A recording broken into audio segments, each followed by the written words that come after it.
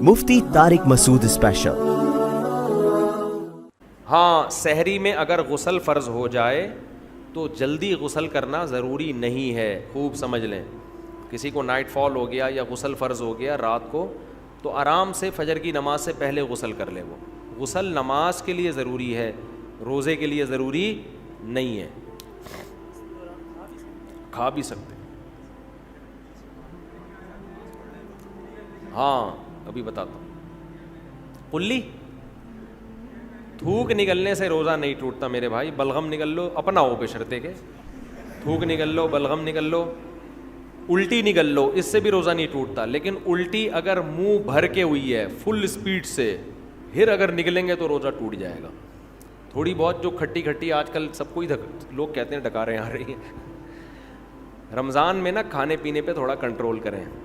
ابھی آپ کہہ رہے ہیں ملائی پراٹھے کی بات کر رہا تھا، ابھی کنٹرولنگ کی بات کر رہے ہیں، تو ملائی پراٹھا بھی کھائیں لیکن ایک کھا لیں نا پراٹھا بہت زیادہ دو کھا لیں۔ اور پھر دیکھو پیٹ جو خراب ہوتا ہے نا، یہ گڑبڑ ہوتی ہے زیادہ کھانے سے نہیں ہوتی، بار بار کھانے سے ہوتا ہے، یہ خوب سمجھ لو۔ زیادہ کھانا بھی نقصان دہ ہے، اتنا نہیں ہوتا۔ ہمارے ہاں یہ ہے کہ لوگ ایک دفعہ کھا کے جب تک دوبارہ صحیح طرح سے بھوک نہیں لگتی دوبارہ کھا لیتے ہیں، یہ بہت خطرناک چیز ہے۔ اس کی مثال، آپ کو افطاری میں طبیعت سے بھوک لگ رہی ہے، آپ نے پھوڑ دیا، پکوڑے بھی پھوڑ دیے اور سموسے بھی پھوڑ دیے، کھجوروں کا ڈبہ پھوڑ دیا، آپ تجربہ کر کے دیکھو پیٹ خراب نہیں ہوگا آپ کا۔ لوگ کھا رہے ہوتے ہیں، ادھر سے لیمن کا شربت، ادھر سے یہ، ادھر سے کھا لیا، کنٹینیو جتنا کھانا تھا کھا لیا۔ اب آپ نماز پڑھنے کے لیے آئے، اب 10-15 منٹ کا درمیان میں آ گیا وقفہ، اب اگر ایک کھجور بھی کھاؤ گے نا وہ پیٹ خراب کر سکتی ہے۔ اب نہیں کھانا آپ نے جب تک دوبارہ شدید بھوک نہیں لگ جاتی۔ یہ اتنا بہترین نسخہ ہے نا صحت کا، اس کو زندگی کا۔ میں یہ نہیں کہہ رہا کہ افطاری میں پھوڑ دو، آپ تباہ و برباد کر دو، میں بتا رہا ہوں کہ پھر بھی نسبتاً بہتر ہے۔ اس سے اتنا نقصان، زیادہ کھانے سے بہت زیادہ نقصان نہیں ہوتا، بے وقت کھانے سے، بغیر بھوک کے کھانے سے زیادہ نقصان ہوتا ہے، سمجھ رہے ہیں؟ ہمارے ہاں لوگ رمضان میں ان کا وزن بھی بڑھ رہا ہے کم ہونے کے بجائے، بیمار بھی ہو رہے ہیں۔ وجہ کیا ہے؟ افطاری میں کھانے پینے کے بعد نماز پڑھ کے آئیں گے، اب بھوک کم ہو چکی ہوتی ہے، معدے نے اپنے ورک شروع کر دیے، اب آ کے دوبارہ کھا رہے ہیں۔ پھر وہ دیکھ رہے ہیں وہ میز کے نیچے سے پلیٹ کھینچی، 2 پکوڑے رہ گئے تھے، چلو یار فریج میں جا کے دیکھا یار وہ دہی بڑے تو رہ ہی گئے تھے، چارنے والے وہاں سے لے لیے، اور پھر وہاں سے کھجور کے ڈبے میں ہاتھ مارا۔ اب یہ جو جگالی کر رہے ہو نا بکریوں کی طرح، بکری کا کام ہے سارا دن کھاتی رہے گی، مینگنیاں بنا کے نکالتی رہے گی، انسان میں مینگنیاں نہیں ہوتی بھائی ٹھیک ہے نا، انسان کا ایک پراپر ٹائم ہوتا ہے، اسی حساب سے چلتا ہے انسان۔ تو اب آپ سارا دن جگالی، اب کیا کرنا ہے آپ نے؟ افطاری میں پھوڑ پھاڑ دیا تو اس کے بعد اب نہیں کھاؤ۔ اب اگر شدید بھوک لگتی ہے تراویح کے بعد آپ کھا لیں، لیکن میں نے تجربہ یہ کیا کہ تراویح کے بعد بھی اگر صحیح طرح پیٹ بھر کے کھا لو تو پھر سحری میں نہیں کھایا جاتا، تو بہتر یہ ہے کہ تراویح کے بعد بھی نہ کھائیں۔ اب سخت بھوک لگ رہی ہے تو تھوڑا سا کھا لیں، سمجھ رہے ہیں؟ کتنا کھا لیں؟ تھوڑا سا، تاکہ سحری میں پھر تمیز سے کھائیں آپ، تو تھوڑا سا کھا لیں آپ۔ اور اس وقت بڑا مزہ بھی آ رہا ہوتا ہے، تراویح کے بعد چند کھجوریں کھا لیں، کچھ شہد کھا لیا، مدت ذلہ العالیہ، دامت برکاتہ العالیہ، جو فریج میں تھا کھا لیا، صحیح ہے نا؟ پھر جب آپ نے تھوڑا 2-4 نوالے لے لیے، جن کو چائے کی عادت ہے انہوں نے چائے پی لی، پھر آپ کو سحری میں ملائی پراٹھے کھاتے ہوئے مزہ آئے گا، اور وہ ہضم بھی ہوگا، وہ نقصان بھی نہیں دے گا۔ تو لوگ میرا پراٹھے اور ملائی والا بیان سن رہے ہوتے ہیں، یہ پوری ترتیب نہیں سن رہے ہوتے۔ یہ ایسے ہی ہے جیسے 4 شادیوں کا بیان تو سن لیا، حقوق اور عدل کا بیان آپ نے نہیں سنا۔ تو کھائیں، پراٹھے بھی پھوڑیں، ملائی بھی پھوڑیں آپ، لیکن شدید بھوک کے وقت پھوڑیں آپ۔ اچھا، سحری میں ایک چھوٹا سا کام اور کر لیں، بالکل اینڈ پہ سحری نہ کریں، کیونکہ پانی کے لیے پھر پیٹ میں جگہ بچتی نہیں ہے، اور پانی نہیں پیو تو سارا دن گزارنا مشکل ہو جاتا ہے۔ تو آپ 1 گھنٹہ پہلے سحری کر لیں تاکہ 1 گھنٹے بعد پھر طبیعت سے پانی پی لیں۔ تو یہ بھی نہیں ہوتا تو جیسے چل رہا ہے ویسے چل رہے، زیادہ ٹینشن لینے کی ضرورت نہیں ہے، روزے میں خود ہی ایڈجسٹ ہو جاتا ہے، کچھ عبادت بھی تو ہے نا، اللہ بھی کچھ مدد کرتا ہے اس میں۔ رمضان میں شیطان ایک دھوکہ یہ دیتا ہے کہ آپ نے اگر روزے رکھے ہیں کون سا تیر مار لیا؟ ساری دنیا روزے رکھ رہی ہے. یہ شیطان کا بہت بڑا حملہ ہے. میرا معاملہ یہ ہے، الحمدللہ ہم سب روزے رکھتے آ رہے ہیں بچپن سے ہی. جب سے بلوغت کی دہلیز پہ قدم رکھا ہمارے گھر میں روزے کا معمول تھا. روزہ چھوڑنے کا تصور ہی نہیں تھا. اب بھی نہیں ہے، پہلے بھی نہیں تھا. تو رکھتے آ رہے ہیں بچپن سے، بلکہ جب بالغ نہیں تھے اس وقت بھی رکھتے تھے. ہمارے بچے اب بھی رکھ لیتے ہیں. تو منع کرنا پڑتا ہے کہ بھائی نہیں رکھو. بچوں کو تو شوق ہوتا ہے کہ رکھنا ہے. تو الحمدللہ معمول ہے. لیکن اس کے باوجود میں یہ سوچتا ہوں کہ اے اللہ، میرے جیسے نالائق کو تو نے یہ توفیق دے دی کہ میں رمضان کے روزے رکھ رہا ہوں. یہ تیرا مجھ پہ بہت بڑا احسان ہے. انسان یہ سمجھے اپنے بارے میں کہ صرف میں ہی گویا رکھ رہا ہوں، مجھے باقیوں سے غرض نہیں ہے وہ کیا کر رہے ہیں. میرے اوپر تو بڑا احسان ہے اللہ کا. ہم تو نالائق ہیں بھائی. عام دنوں میں ایک روزہ رکھنے سے پہلے 10 دفعہ سوچتا ہے انسان کل رکھوں کہ نہیں رکھوں. رکھتا ہے تو ایسا سمجھتا ہے جیسے آج ہم نے بہت بڑا تیر مار لیا کوئی. اور رمضان آتا ہے، ہم جیسے مجھ جیسے نالائق کو اللہ توفیق دے دیتا ہے 29 یا 30 روزے رکھنے کی. 30 کی تو 15 سال ہو گئے، کوئی رپورٹ ہے ہی نہیں. 29 ہی ہوتے ہیں پاکستان میں. 29 روزے رکھنے کی اللہ ہم جیسے نالائقوں کو توفیق دے دے. تو بھائی میں تو اپنا معاملہ اللہ سے دیکھتا ہوں کہ مجھ سے تو نے اتنی بڑی نیکی کروا لی. مجھے کیا پتا بھائی قدیر بھائی کیا کر رہے ہیں، شاکر بھائی کیا کر رہے ہیں، رفیع بھائی ہیں، یہ تو روزہ رکھ کے پتہ ہی فرق ہی نہیں پڑتا ماشاءاللہ. روزے میں بھی ایسے ایسے گھوم رہے ہوں گے یوں کر کے. آپ دیکھ لیں کبھی ان کو آ کے. روزہ رکھ کے نا عصر کے وقت سب مرجھائے ہوئے ہوتے ہیں. کراچی میں جیسی گرمی ابھی شروع ہو گئی ہے تو رفیع بھائی نہیں ماشاءاللہ مرجھائے ہوئے ہوتے ہیں. ان کو پتہ نہیں کچھ اللہ نے الگ سے کوئی انرجی دی ہے. رکھتے ہیں، آپ بدگمان نہ ہو. بعض دفعہ انسان اتنا فریش ہوتا ہے کہ لوگ سمجھتے ہیں کہ اس کا ہے ہی نہیں. یہ ہمیں یقین ہے کہ رکھتے ہیں. تو میں تو یہ دیکھتا ہوں کہ میرے جیسے نالائق کو اللہ نے توفیق دی تھی. میں تو اس پہ خوش ہوں بھائی. میں تو اس پہ خوش ہوں کہ ہم جیسے تیسے ہیں. جتنے مرضی نالائق ہوں، او بھائی ایک روزہ نہیں، 2 نہیں، 3 نہیں، 4 نہیں، 5 نہیں، 6 نہیں، 7 نہیں، 8 نہیں. اللہ نے کتنے روزے ہم سے رکھوا لی. تو ایک دل میں راحت محسوس ہوتی ہے، خوشی محسوس ہوتی ہے. ہاں تھوڑا سا یہ خوف بھی ہونا چاہیے، تھوڑا سا، کہ ایسا نہ ہو کہ ہماری کسی بدعملی سے اجر ضائع ہو جائے. یہ خوف بھی ضروری ہے. یہ خوف بھی تاکہ اترائے نہیں انسان. لیکن اصل تو یہ ہے کہ یہ کیا ہے؟ نعمت ہے. ہمارے نبی صلی اللہ علیہ وسلم سے بھی ثابت ہے. ہمارے نبی اپنے آپ کو موٹیویٹ کرتے تھے روزہ رکھ کے. اپنے آپ کو موٹیویٹ کر رہے ہیں، اپنی حوصلہ افزائی کر رہے ہیں.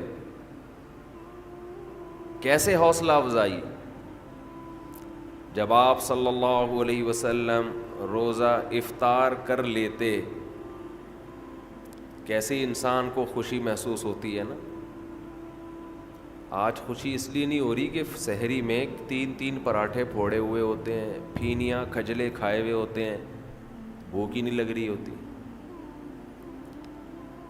وہ تہ جو بیٹھنا شروع ہوتی ہے عصر مغرب میں جا کے، تو وہ جو ڈکاریں، اکثر لوگ مجھ سے رمضان میں یہ پوچھ رہے تھے کھٹی ڈکاریں نگلنے سے روزہ تو نہیں ٹوٹتا؟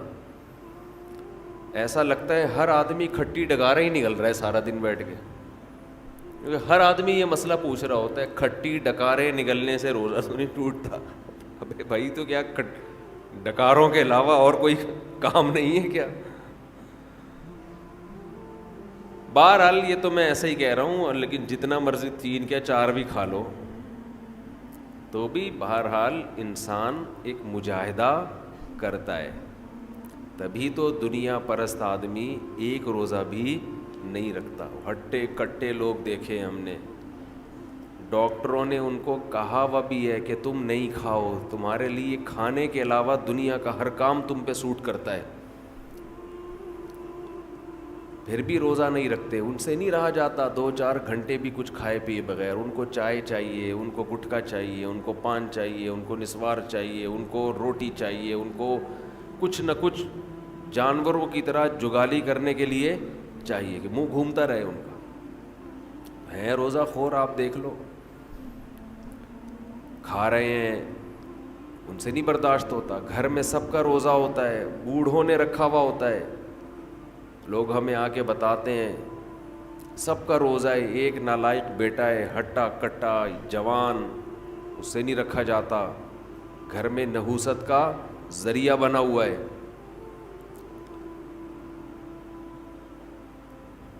تو ایسے ہی صورت میں اللہ اگر آپ کو توفیق دے دیتا ہے تو ٹھیک ہے, تھوڑا خوف بھی ہونا چاہیے کہ پتہ نہیں قبول ہو رہا ہے کہ نہیں ہو رہا, لیکن امید کو, شکر کو خوف پر غالب رکھنا چاہیے. تو میں یہ عرض کر رہا تھا ہمارے نبی بھی اپنے آپ کو موٹیویٹ کیا کرتے تھے. کیسے؟ حالانکہ ہمارے نبی میں خواہشات پہ کنٹرول کرنے کی بہت طاقت تھی. آپ تو 24 گھنٹے کا روزہ رکھتے بسا اوقات. تو آپ صلی اللہ علیہ وسلم جب روزہ افطار کرتے تو کیا فرماتے؟ ذہب الظما, پیاس چلی گئی. ذہب الظما, پیاس چلی. تھوڑی دیر کی ٹینشن تھی, ہمارے اللہ نے وہ پریشانی ختم کر دی. وَبَتَلَّتِ الْعُرُوقُ, رگیں تر ہو گئیں. جو خشکی جسم میں تھی, ایک چہرے پہ انسان کے خشکی پیدا ہو جاتی ہے نا, تو آپ صلی اللہ علیہ وسلم فرماتے ابتلت العروق, رگیں تر ہو گئیں. یہ دنیاوی ٹینشن جو تھوڑی دیر کی تھی یہ بھی اللہ نے ختم کر دی. وَثَبَتَ الْأَجْرُ إِن شَاءَ اللَّهُ, اور اللہ نے چاہا تو اجر ہمارے نامہ اعمال میں لکھ دیا گیا. یعنی یہ ہمارے لیے کتنی خوشی کی بات ہے کہ ہمارے رب نے ایک نیکی ہم سے کروا کے جو پریشانی تھی وہ بھی ختم کر دی, اور نیکی کا ثواب ہمیشہ کے لیے ہمارے اعمال میں درج کر دیا. جی, روزے میں احتلام ہو جائے روزہ نہیں ٹوٹتا اس سے. آپ کو بھی احتلام ہوتا ہے؟ آپ تو غائب ہو جاؤ گے, مارکیٹ سے شٹ جاؤ گے. جی کیا؟ کپڑا فولڈ کرنا نماز میں, یہ آستینیں اوپر کر کے فولڈ کرنا کونیوں سے اوپر, یہ جائز نہیں ہے. اگر پہلے سے ہی آستینیں ہی اوپر تک ہیں تو پھر ٹھیک ہے, تھوڑی بہت فولڈ نہیں, یہ بھی فولڈ کرنا لازمی ہے نماز میں. کلی والا سوٹ پہنے, بغیر کلی والا پہنے, مرضی آپ کی. جماعت کھڑی ہوئی ہے, اسی جگہ پہ کھڑے ہو کر سنتیں پڑھنا جائز نہیں ہے.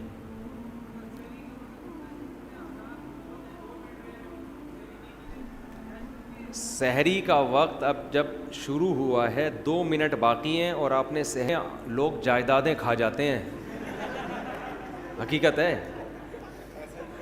ہمارے ساتھ تو بہت دفعہ ایسا ہوا ہے. 2 منٹ باقی, ہم نے طبیعت سے پھوڑ پھاڑ دیا, تو کھا لو. تو پانی پی لو یار, روزہ نہیں چھوڑ سکتے, یہ ذہن میں رکھنا. ہاں, اگر سحری میں آنکھ نہیں کھلی, رمضان کا روزہ چھوڑنے کی اجازت نہیں ہے, وہ پھر بھی رکھنا پڑے گا.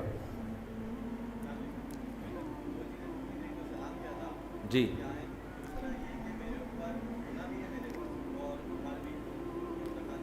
تو ادھار مائنس کر کے دیں, ادھار مائنس کر کے جو بچے اس پہ زکوٰۃ دیں. انہوں نے کہا سلام کے آداب. اب سلام کے تو کیا آداب بتاؤں, وہ آداب والا لطیفہ یاد آ رہا ہے مجھے, سنا ہے؟ چلیں آپ لوگ تھوڑا فریش ہو جائیں گے. ایک سائنسدانوں نے نا کسی کو, خاتون کو ایک ٹیبلٹ کھلائی بچے کو باادب پیدا کرنے کے لیے, پریگننٹ خاتون تھی, ایک گولی کھلائی کہ اس سے بچہ باادب پیدا ہوگا. تو وہ ایک کیپسول کھلایا. آپ نے سنا ہے حضرت یہ لطیفہ؟ ارے پھر آپ نے کچھ سنا ہی نہیں, آپ لندن سے آئے ہیں, اب انگریزی میں یہ لطیفہ ہو ہی نہیں سکتا. تو گولی کھلا دی ایک کیپسول, بچہ پیدا ہوتے ہی آداب. آپ پوچھ رہے ہیں سلام کے آداب بتائیں, تو یہ آداب بتا رہا ہوں. سلام, بچہ پیدا ہوتے ہی آداب. سائنسدان بڑے خوش ہوئے کہ یار یہ تو بڑا کوئی خاندانی کیپسول ہو گیا ہے. ایک خاتون کو اکٹھے 6 کیپسول کھلا دیے کہ یار جب ایک کیپسول سے بچہ اتنا با ادب تو 6 سے کیا ہوگا. تو اب پریشان یہ ہوئے, ولادت کا ٹائم آ گیا, بچہ پیدا ہو ہی نہیں. بڑے پریشان ہو گئے یار. الٹرا ساؤنڈ کیا, پتہ چلا 2 بچے ہیں, ہر ایک دوسرے کو کہہ رہے پہلے آپ, وہ کہہ رہے نہیں پہلے آپ. اسی میں 1 مہینہ اوپر ہو.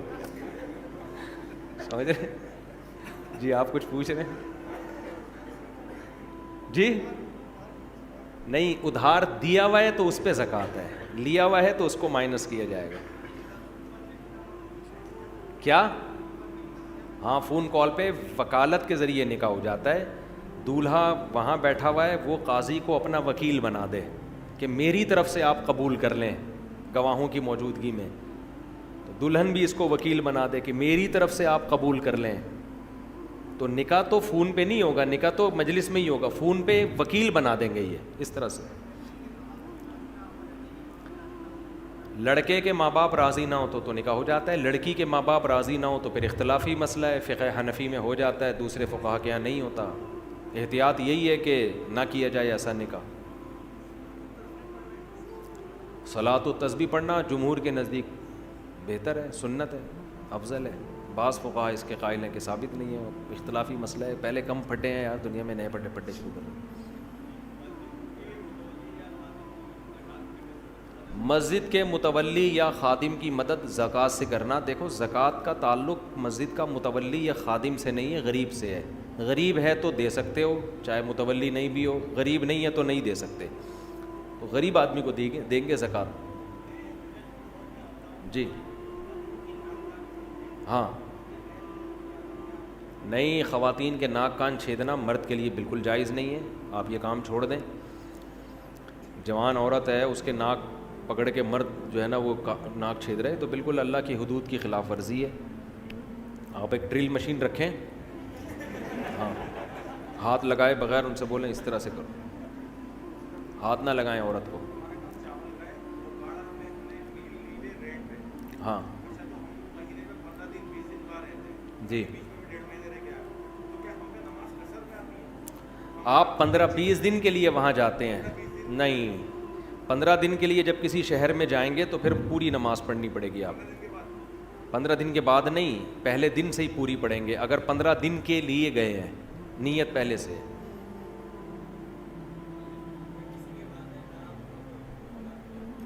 والدین اگر حرام کماتے ہیں تو زیادہ تر اگر حرام ہی ہے تو پھر جو بالغ لڑکا ہے اس کے لیے اس میں سے کھانا جائز نہیں ہے. لڑکیوں کے لیے جائز ہے کیونکہ وہ تو مجبور ہیں, نابالغ کے لیے بھی جائز ہے, وہ بھی مجبور ہے, بیوی کے لیے بھی جائز ہے, وہ بھی مجبور ہے. بالغ بیٹے کے لیے جائز نہیں ہے, اس پر لازم ہے کہ وہ حلال کمائے. جی کہہ رہے ہیں جی اگر جیب میں بٹوے میں تصویر موجود ہو تو پھر نماز ہو جائے, کیونکہ چھپی ہوئی تصویر ہے نا, اس لیے نماز. تصویر اگر بہت چھوٹی ہے, نظر ہی نہیں آ رہے نقوش, تو بھی حرام نہیں ہے, اور چھپی ہوئی ہے تو بھی حرام نہیں ہے. ایسی تصویر جو واضح ہو, چہرے کے نقوش, وہ تصویر پھر اس میں نماز نہیں ہوتی. جی نہیں نہیں نہیں نہیں نہیں, یہ غامدی صاحب نے ایک شوشہ چھوڑا ہوا ہے کہ زکوٰۃ جو ہے نا ٹیکس کی طرح ہے, جب ہم ٹیکس گورنمنٹ کو دے دیتے ہیں تو ہو جاتا ہے. اس طرح ایسا نہیں ہے. زکوٰۃ ایک عبادت ہے, ٹیکس عبادت نہیں ہے. زکوٰۃ عبادت ہے, تبھی زکوٰۃ میں نیت ضروری ہے. اگر آپ نے بغیر نیت کے زکوٰۃ دے دی تو وہ زکوٰۃ نہیں ہوگی آپ کے. نیت ضروری ہے اس میں نہیں. اور گورنمنٹ کو جب آپ دیں گے تو آج کل تو گورنمنٹ اس کو صحیح جگہ پہ خرچ, گورنمنٹ ٹیکس صحیح نہیں خرچ کر رہی, زکوٰۃ کہاں سے صحیح خرچ کرے گی. مجھے خود ایک بڑے عالم نے 15-20 سال پرانی بات ہے, انہوں نے بتایا ان کے ہمارے وزیر خزانہ سے تعلقات تھے, میں نام نہیں لوں گا اس وزیر خزانہ کا. انہوں نے کہا کہ وزیر خزانہ نے مجھے خود بتایا کہ میں نے کروڑوں روپے زکوٰۃ کے کھائے ہیں خود. تو کیسے گورنمنٹ پر آپ زکوٰۃوں پہ اعتماد کر سکتے ہو؟ زکوٰۃ خود سے جا کے دیا. ہاں اسلامی ریاست کو یہ حق ہے کہ وہ لوگوں سے زکوٰۃ لے کے غریبوں میں ڈیوائڈ کر دے, لیکن آج کل ایسا نہیں ہے, کرپشن بہت ہے. جی بینک میں زکوٰۃ کٹتی ہے تو کیا کروں میں؟ زکوٰۃ تو فتویٰ یہی ہے کہ ادا ہو جائے گی, لیکن یہ احتیاط کے خلاف ہے, بینک میں زکوٰۃ نہ کٹنے دیں. غربت کا کیا کرائیٹیریا ہے جس کو زکوٰۃ دی جا سکتی ہے؟ دیکھو جس آدمی کے پاس سونا ہے, چاندی ہے, کیش اماؤنٹ تقریباً 70,000 کا پڑا ہوا ہے, 52.5 تولہ چاندی کی قیمت کیا چل رہی ہے مجھے معلوم اس وقت نہیں ہے, 80,000 88, ہاں تو 52.5 تولہ چاندی 88, تو 88,000 کا کیش اماؤنٹ ہے, اس کو نہیں دے سکتے. کوئی پراپرٹی ایسی ہے جو استعمال میں ہی نہیں آ رہی, اس کو نہیں دے سکتے. ہاں ذاتی مکان استعمال کا, ذاتی چیزیں استعمال کی, اس سے کوئی فرق نہیں پڑتا. تو جس کے پاس اتنی پراپرٹی ہو یا اتنا پیسہ ہو نا 88,000 کے بقدر, تو پھر اس کو زکوٰۃ دینا جائز نہیں. اب آپ تحقیق کیسے کریں گے؟ تو سرسری سی تحقیق کر لیں. کوئی زکوٰۃ دینا چاہتے ہیں اس سے باتوں بات میں پوچھ لیں تمہارے پاس سونا وونا تو نہیں رکھا ہوا, کوئی پراپرٹی تو نہیں ہے, پتہ چل جاتا ہے. 100% یقین تو ہو نہیں سکتا, تو ایک اندازہ ہو جائے تو اس کو زکوٰۃ دے دیں, بس اللہ قبول کر لے گا انشاءاللہ.